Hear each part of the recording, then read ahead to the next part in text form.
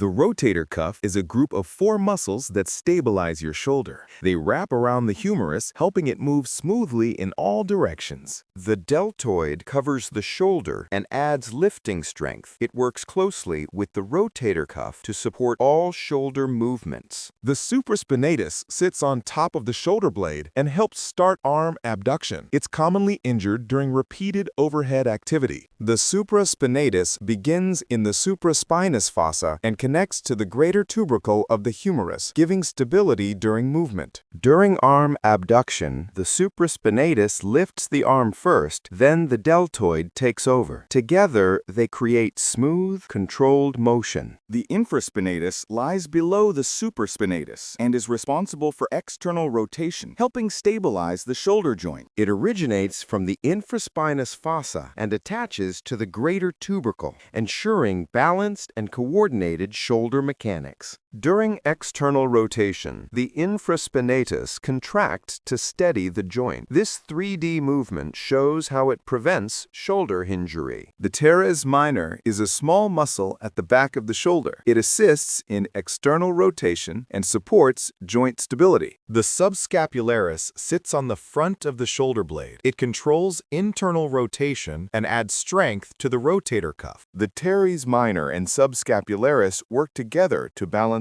internal and external rotation, keeping shoulder motion smooth and safe. All 4 rotator cuff muscles activate together during complex movements, supporting daily activities and athletic performance. Common injuries include supraspinatus tears and tendinitis, which cause pain and limit motion. Knowing the anatomy helps recovery. Strengthening exercises protect the rotator cuff. 3D visuals show how each muscle engages to improve flexibility and prevent injury. Full shoulder rotation reveals how every muscle interacts. Understanding these mechanics is key to long-term shoulder health.